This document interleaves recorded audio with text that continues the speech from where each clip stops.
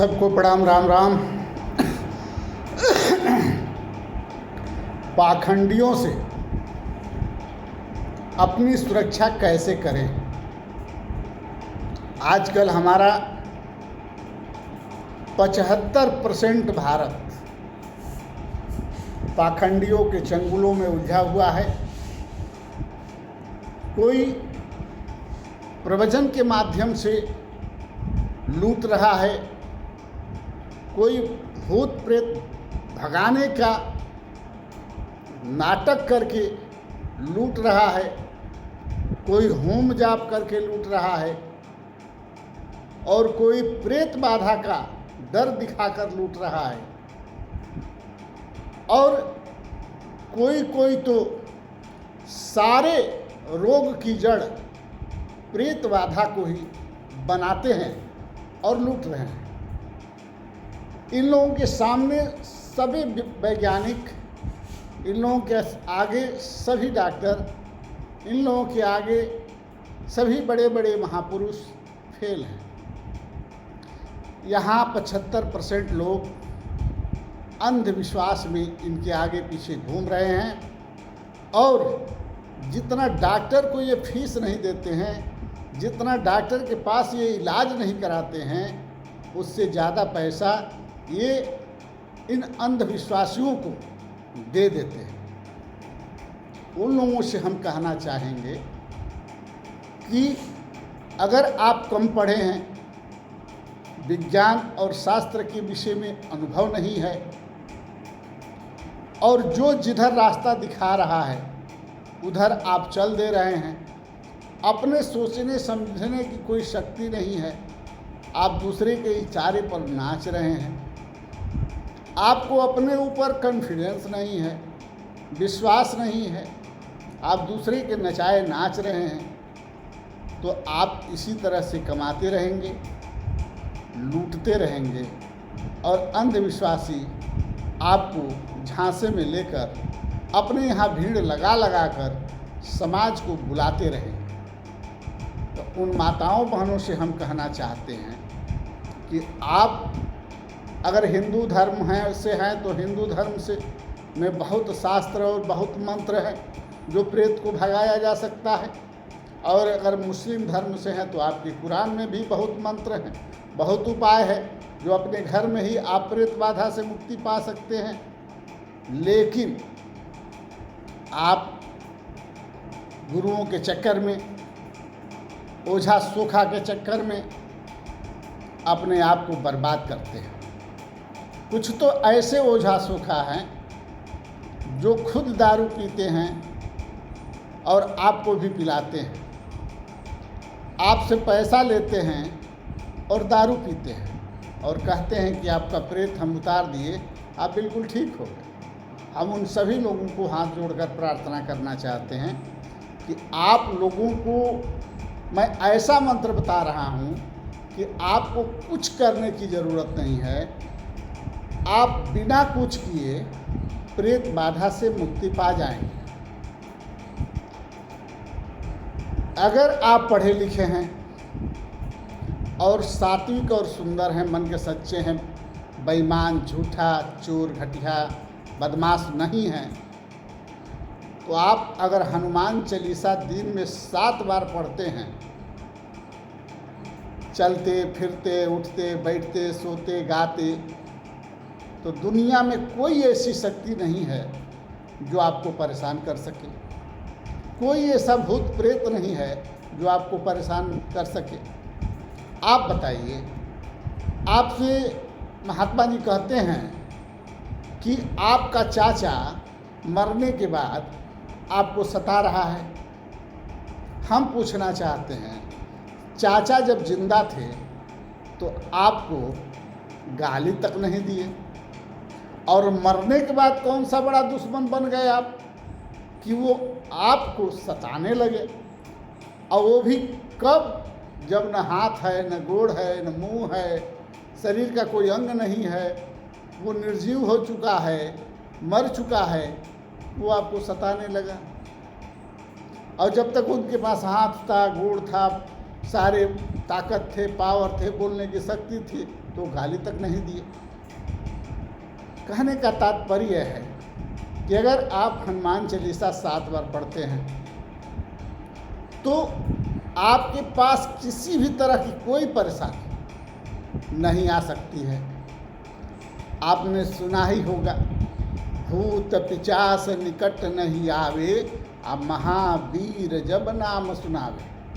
आप बताइए, जब इतने शब्द में ही इतना बड़ा मंत्र है और उस हनुमान चालीसा को ही अगर आप 7 बार पढ़ेंगे तो दुनिया का कोई भी ऐसा ऐश्वर्य नहीं है, ऐसा सुख नहीं है कि आपको प्राप्त न हो जाए। लेकिन आप ऐसा नहीं करते हैं। आप प्रेत बाधा से मुक्ति पाना चाहते हैं तो टोटका भी लोग करते हैं, लेकिन हनुमान चालीसा से बड़ा कोई टोटका नहीं है। लेकिन लोगों के मन के भ्रम को दूर करने के लिए 1-2 टोटका भी बता देता हूँ। जैसे कि आपने एक प्लास्टिक का या कागज़ का गिलास लिया, उसमें शुद्ध पानी भर लिया।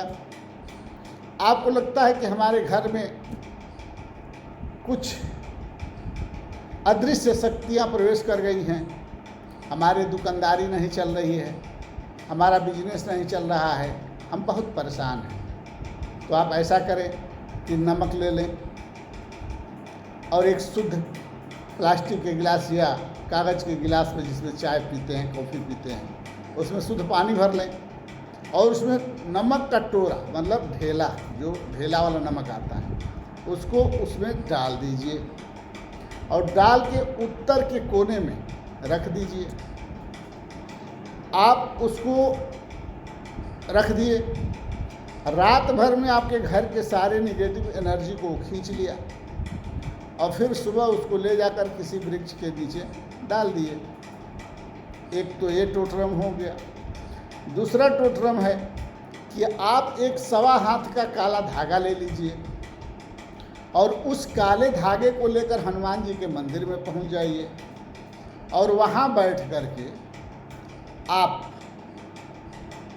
जो मैं मंत्र बता रहा हूं उस मंत्र को पढ़िए और उसमें गांठ बांधिए।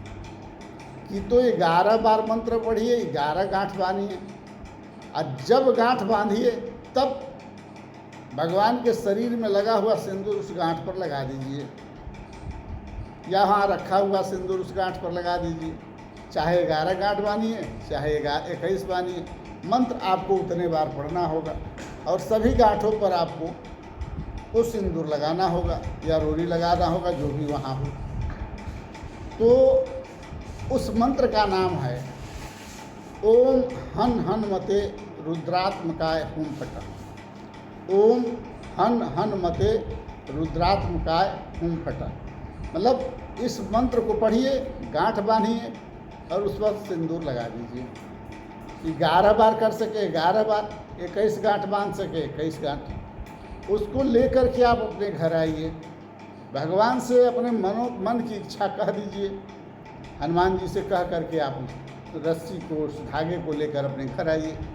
अपने घर की बाहर के दरवाजे पर एक कील ठोक दीजिए और उसमें उस धागे को बांध दीजिए। आपके घर की सारे निगेटिव ऊर्जा बाहर चली जाएगी और पॉजिटिव ऊर्जा घर के अंदर प्रवेश कर जाएगी।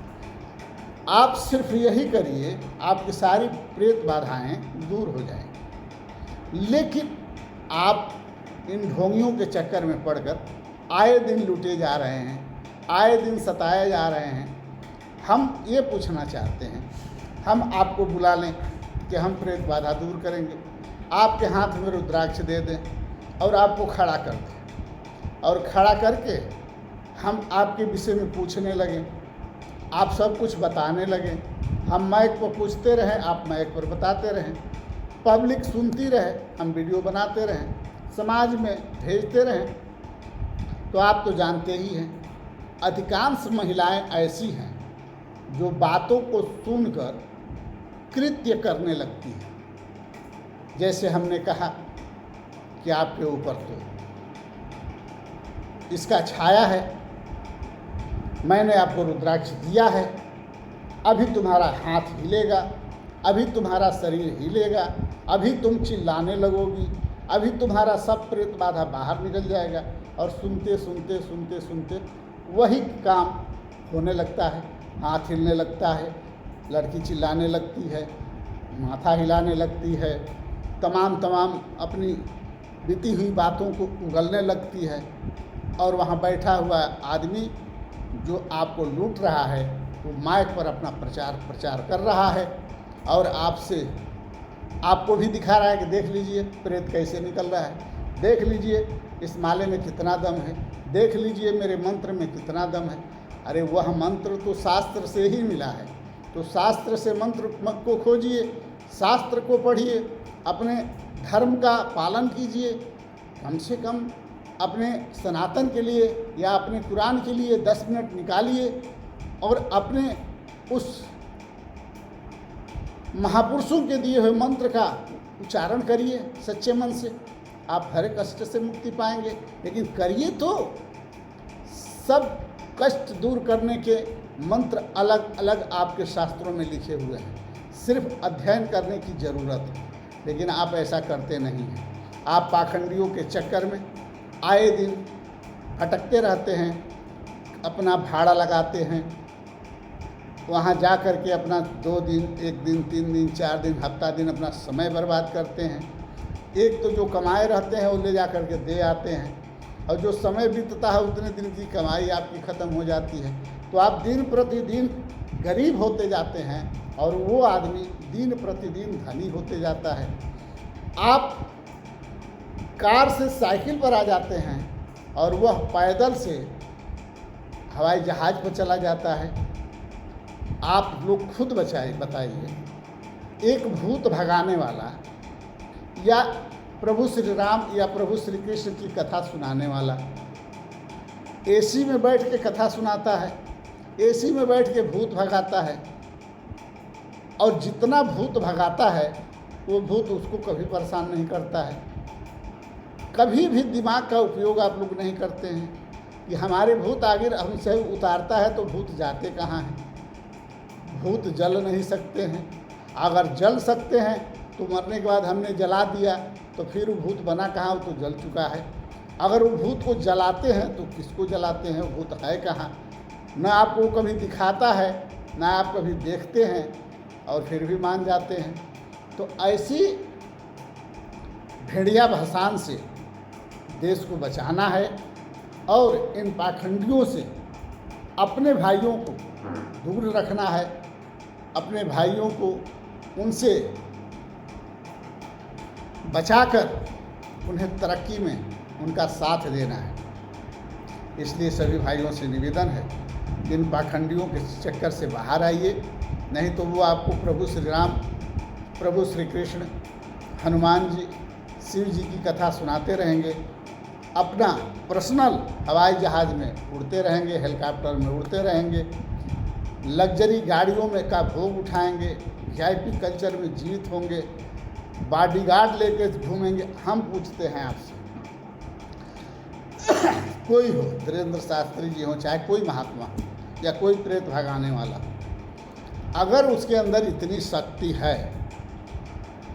तो जिस मंत्र से या जिस भगवान से वो आपकी सुरक्षा करने की बात करता है और आप जितना कमाए रहते हैं उसकी बातों में आकर दे आते हैं, हम आप लोगों से पूछना चाहते हैं कि वो आदमी को किसका डर होता है कि वो Z+ की सिक्योरिटी लेके चलता है, Z+ की सिक्योरिटी के साथ साथ सैकड़ों गाड़ियों के बीच में चलता है। आखिर आपको भूत प्रेत पिशाच से निजात दिलाने वाला किससे डरता है कि VIP कल्चर Z+ सिक्योरिटी के बीच में चलता है? इस पर कभी विचार किया है आप लोगों ने? इसीलिए हम कहते हैं कि सरकार हो या महात्मा, वो कभी नहीं चाहेंगे कि आप पढ़ें, क्योंकि आप पढ़ेंगे तो सवाल करेंगे। इसीलिए सरकार स्कूलों को बंद कर रही है, मास्टरों की नौकरी ख़त्म कर रही है, नौकरी दे नहीं सकती, कोई व्यवस्था दे नहीं सकती, नया स्कूल बनवा नहीं सकती, लेकिन स्कूल बंद करेगी। टीचरों की नौकरी खा जाएगी। इस पर कभी विचार आप लोगों ने किया है कि ऐसा सरकार क्यों करती है? इस पर भी कभी विचार आप लोगों ने नहीं किया होगा कि धीरेंद्र शास्त्री को ही देख लीजिए, चाहे किसी भी महात्मा को देख लीजिए,